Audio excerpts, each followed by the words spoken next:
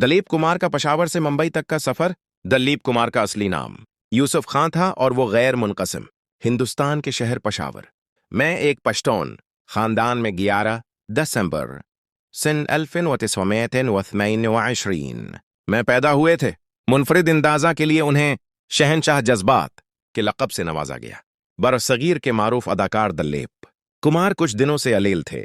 उन्हें सांस लेने में शिकायत के बाद अस्पताल में दाखिल कराया गया। टाइम कल सुबह 7:30 बजे उनका इंतकाल हो गया। इस माह के अवाइल में भी इसी आर्जे के बायस उन्हें अस्पताल में रखा गया था। भारतीय फिल्मों के शहरा आफाक अदाकार दलीप कुमार ने अपनी फितरी अदाकारी के साथ मुख्तलिफ नोआ किरदारों में बेहतरीन कारकर्दगी का मुजाहिरा किया। दुनिया भर के शायकीन और मदाहों का दिल जीतने के साथ ही उन्होंने शहरत की बुलंद तरीन मंजिलें तय की। वो अपनी खूबसूरत शक्ल व सूरत के साथ ही गंभीर आवाज में मुकालमों की अदायगी में अपना सानी नहीं रखते थे। दलीप कुमार का असली नाम यूसुफ खां था और वो गैर मुनक़सिम हिंदुस्तान के शहर पेशावर में एक पश्तून खानदान में 11 दिसंबर सन 1922 में पैदा हुए थे। इनके वालिद का नाम लाला गुलाम सरूर जबकि वादा का नाम आयशा बेगम था।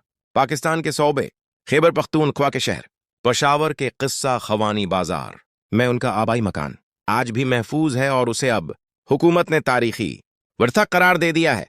इनके वालिद फलों का कारोबार करते थे और बचपन में दलीप कुमार भी अपने वालिद का हाथ बटाया करते थे। रोजगार की तलाश में कम उम्री में ही उन्होंने सनाती शहर बंबई का सफर क्या और बंबई पहुंचकर बरतानवी फौज की एक कैंटीन में काम करना शुरू किया। इसी कैंटीन में उस वक्त की मारूफ अदाकारा देविका रानी और इनके शौहर मंशू राय की उन पर नजर पड़ी।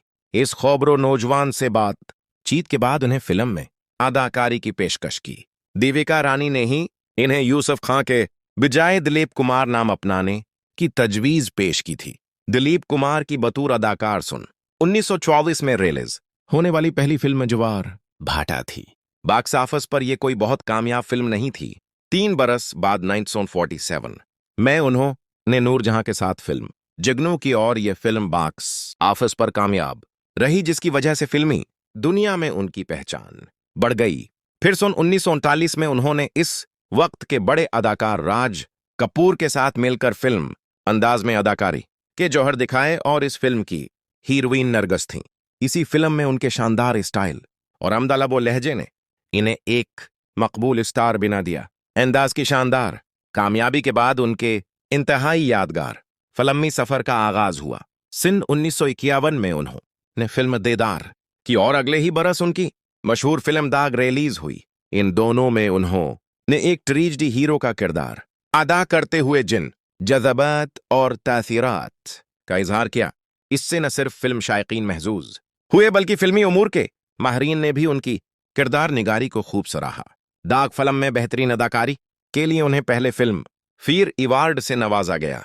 सन 1955 में उनकी शहरा आफाक फिल्म द्यूदस आई और उसके लिए भी उन्हें फिल्म फेयर अवार्ड दिया गया।